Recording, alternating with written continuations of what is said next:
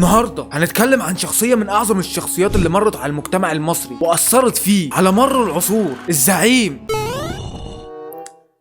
هتفضل تقلش كتير يعني، ما كملش كلامي. مش عادل امام، لا، وبعد اذنك سيبني اكمل كلامي. الزعيم والاسطوره مصطفى كامل، صاحب اعظم المقولات الوطنيه: لو لم اكن مصريا لوددت ان اكون مصري.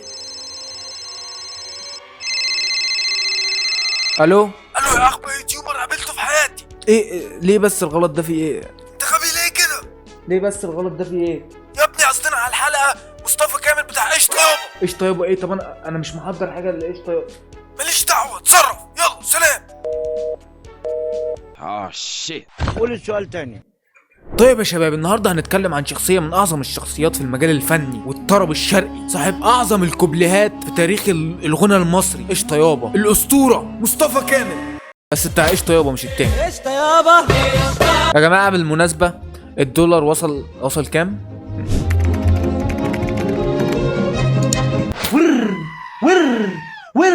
اوكي، الدولار وصل 24 جنيه. طبعا انت حالك مش هيكون احسن من حالي، لان انا شايل دولار في الجراب روشنه مكتوب عليه زياد يوسف. انا مش هديه لزياد يوسف، خلاص رجعت في كلامي. ممكن يكون مصدر رزقي ده. دول بقلشوني. ندخل في المهم. انا ما اعرفش اي حاجه عن الاستاذ مصطفى كامل غير ان هو اللي مغني ايش طيبه، وكمان ما كنتش اعرف شكله ساعتها ولا اعرف اي اغنيه تانية من اغانيه غير اغنيه واحده، ولازم انت تكون عارفها. تسلم الايادي.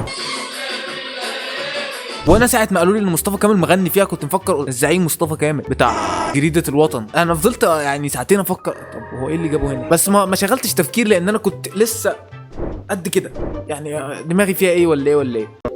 وباين من الارقام اللي على الاغاني بتاعته ان هو كان نجم جيله الصراحه. انا نفسي يكون حد مش عارف اغنيه تسلم الايادي، او يطلع يقول كلمه اغنيه تسلم الايادي مش حلوه. انا هعتبره ساند نيجا مصري اصلي. بس لو راجل اطلع قولها بقى، هجيب لك عيش وحلاوه يا عم، ما تخافش. ماشي يا شكرا، اتفضل. فمن الواضح من ارقامه ان هو كان نجم الجيل بتاعه، زي الاستاذ عمي وعم عيالي والاسطوره ابي يوسف. طبعا ابي يوسف نجم الجيل، اللي مش عاجبه يجي يعاركني. كلها ابطال ورا الشاشه، نسيت ولا؟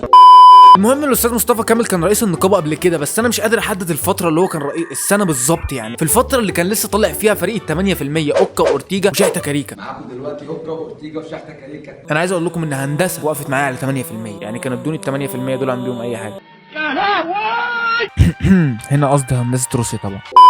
هنيجي بقى للفترة التانية اللي رئاسته، يعني هنعمل سكيب للفترة الأولى لأن أنا ما أعرفش عنها حاجة، وما كنتش هعرف حاجة عن الفترة التانية لولا إن عماله يصير في الجدل الصراحة. الأستاذ مصطفى كامل شغال عايز يصير الجدل خد، عايز يصير الجدل خد، عايز يصير الجدل خد. في إيه يا عم؟ لأن ما كانش صح تعمل كده. هلا ده غلب المذيع اللي هو الأقرع ده عمرو أديب، وغلب أحمد موسى. مش بالمناسبة أقرع دي مش تنمر، لأن أنا بص عندي قرع هنا، فأنا يعتبر أقرع.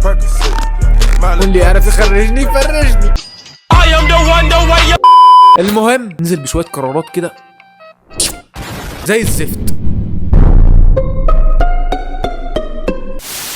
اول ما مسك النقابه قال لك مفيش حاجه اسمها مهرجانات. زينة والله زينة. طب ليه مفيش حاجه اسمها مهرجانات؟ هو كده مهرجانات نو مهرجانات.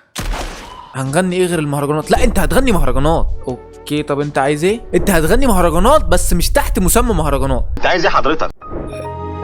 فرقت ايه؟ فرقت يا حبيبي ان ده اداء صوتي، مفيش حاجه اسمها مهرجانات تاني خلاص. وانا عايز اعرف ايه الزحمه دي؟ يعني ايه؟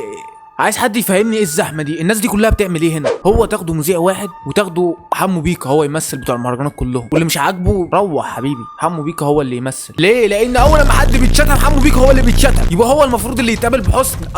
هو الوحيد اللي يمثل المهرجانات. محدش بيروح يشتم حسن شاكوش عشان المهرجانات، لا بيشتموا حمو بيكا. اشمعنى حمو بيكا يعني؟ وعشان حمو بيكا غلبان. وبعدين مين الراجل ابو نضاره ده اللي شبه حلمي بكر ولا شبه طه حسين؟ مش متاكد. في ايه يا جدعان؟ زحمه وصداع وحاجه استغفر الله العظيم يا رب. المهم قال لك مفيش حاجه اسمها مهرجانات. طب انت هتغني مهرجانات تحت مسمى اداء صوت. وبالمناسبه الاستاذ صبري فواز كان عايز حد متخصص من النقابه يعرفه الفرق ما بين قشطه يابا وبين المهرجانات. انا نفسي اعرف الصراحه استاذ صبري فواز كان بيفكر في ايه وهو بيسال السؤال ده. اكيد كان بيفكر في حاجه وجوديه زي مثلا البيضه جت الاول ولا الفرخ، او ما كانش بيفكر في حاجه خالص، لانه لو فكر 5 ثواني الفرق ما بين المهرجانات وقشطه يابا كان هيعرف. وبالمناسبه الفرق ما بينهم يا استاذ صبري فواز ان دي مهرجانات وده قشطه يابا اداء صوتي. سهله. رب بس تكون الترتيبات اللي انا عاملها في الاوضه باينه، اقسم بالله ما برتب الاوضه الا يعني. تعالى اوريك الاوضه قبل التصوير. يا لهوي خرابه. المهم خلص قرارات النقابه وكان طالع في لقاء تلفزيوني عادي. دخل في لقاء تلفزيوني مع مذيع اسمه احمد عبد العزيز. معانا الاستاذ مصطفى كامل نقيب الموسيقيين على التليفون. الو. مساء الخير يا استاذ احمد. اهلا بيك ومنورني بصوتك. وعينك ما تشوف الا النور. محدش مدي للتاني فرصه يتكلم. اللي يسكت الاول هم الرقاصه. هم ماشيين بالمبدا ده، محدش بيسكت ومحدش سامع التاني. التجاوز ده على فكره يا استاذ مصطفى، التجاوز عندك يا استاذ مصطفى. انا باكد انك قلت وش وارم بان انا جبت صوره ان هو عامل كذا، حتى دي حضرتك مش عايزها مني. لكن وانا اخوك الصغير المده اللي فاتت يا استاذ مصطفى اثناء الحمله كنا موجودين هنا 18 محضر. انت يا بلدين 19 محضر. مع قرار منع المهرجانات نزل قرار ان لازم 12 فرد موسيقي يعزف معاك لو انت طالع حفله. 12 فرد. مش عارف ليه 12 فرد موسيقي الصراحه. 12 فرد موسيقي. ميزة الجميزة الجميزة الجميزة انا هروح للجميزة. كيف ده يحصل؟ المهم بعد ما قال لك 12 فرد موسيقي معاك في الحفله، يعني ليل فايف طلع يتكلم وموسكو طلع يتكلم.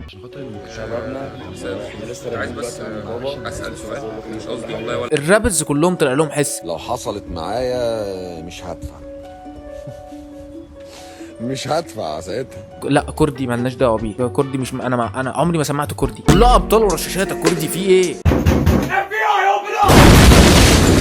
يعني الحوار برضه صعب. يعني واحد زي ويجز مثلا يعني عمل حفله بره، واحد في لندن. انت بتتكلم في ايه يعني؟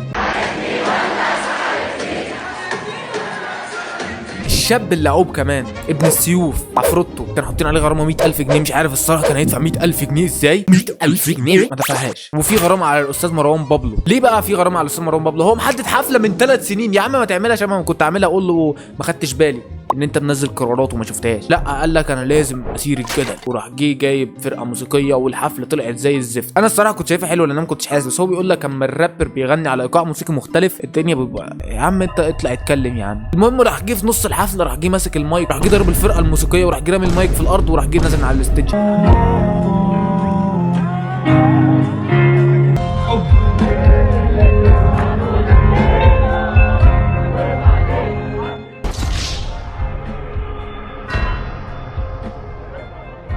مروان ال 500 جنيه اللي انا دافعهم انت في ايه انت ليه بتعاملني كده يا مروان؟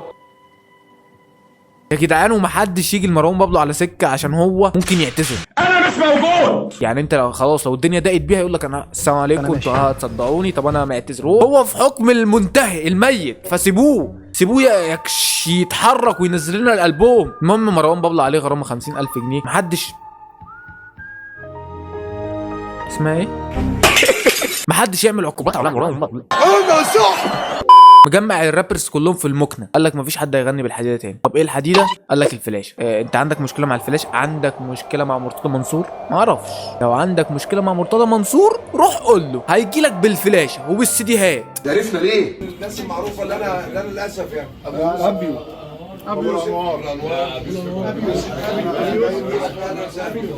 انت ازاي قاعدين مع ابي يوسف كده عادي؟ انتوا المفروض كلكم تقوموا وتضربوا تعظيم سلام للفنان ابي يوسف وتدخلوه هو اول واحد ويقعد هو اللي يشرح لكم هتعملوا ايه. يعني انت استاذ مصطفى كامل انت النقيب، انت رئيس النقابه، تقعد وتسمع من ابي يوسف هو عايز ايه وتنفذه. المهم راح جه قلل الفرقه الموسيقيه لست انفار. برضه 6 كتير. وبالمناسبه مفيش حاجه هتمنعني عن تراك شكرا 2000 مشترك بس اما نوصل. وبالمناسبه اعمل سبسكرايب ولايك وفخم عليا كده. فولو انستجرام، فولو تويتر، اللي يريحك. المهم فبعد القرارات دي كلها حاسس ان الرابرز طالعين مبسوطين ما عدا الفنان مروان بابلو عشان قال لك انا مش هلغي العقوبه.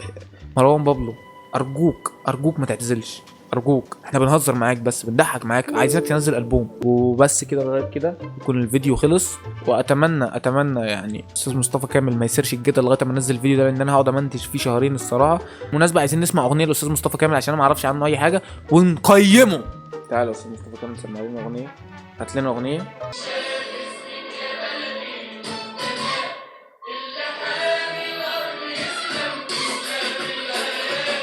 10 من 10 ونجمه. اي حد يقدر يقيم اقل من كده يوريني نفسه في الكومنتات. يوريني بس. انا عايزك توريني وبس يا شباب. السلام عليكم.